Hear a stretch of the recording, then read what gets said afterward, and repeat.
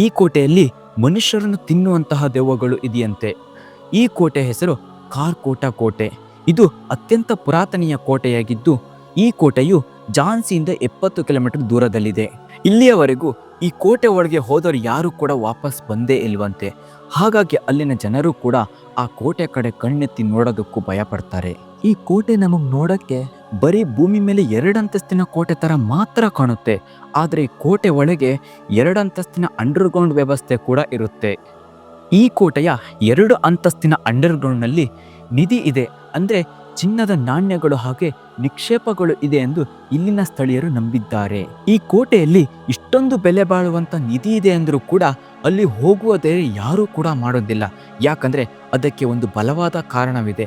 ಒಂದಿನ 60 ಜನದೊಂದು ಗ್ಯಾಂಗು ಒಂದು ಫಂಕ್ಷನ್ ಮುಗಿಸ್ಕೊಂಡು ಆ ಕೋಟೆ ಹತ್ರ ಬರ್ತಾರೆ. ಆ ಕೋಟೆಯ ಸೌಂದರ್ಯವನ್ನು ನೋಡಿ ಆ ಕೋಟೆ ಒಳಗೆ ಹೇಗಿದೆ, ಏನೆಲ್ಲ ಇದೆ ಅಂತ ನೋಡಬೇಕು ಅಂತ ಆಸೆ ಹುಟ್ಟುತ್ತೆ. ಈ ಕೋಟೆ ಒಳಗೆ ಏನಿದೆ ಅಂತ ನೋಡೋಣ ಅಂತ ಒಳಗೆ ಹೋಗ್ತಾರೆ. ಆ 60 ಜನದ ಗ್ಯಾಂಗು ಅಲ್ಲಿ ಹೋಗ್ತಾರೆ, ಎಲ್ಲ ಕಡೆ ಸುತ್ತ ಹೊಡಿತಾರೆ.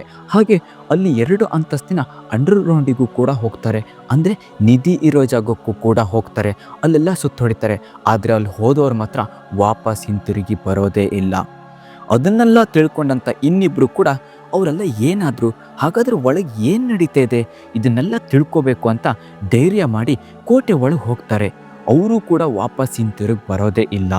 ಹಾಗಾಗಿ ಅಲ್ಲಿರುವಂಥ ಜನರು ಈ ಕೋಟೆ ಒಳಗೆ ಮನುಷ್ಯರನ್ನು ತಿನ್ನುವಂತಹ ದೆವ್ವಗಳು ಇದೆ ಅಂತ ಎಲ್ಲ ಕಡೆ ವಿಷಯನ ಪ್ರಚಾರ ಮಾಡ್ತಾರೆ.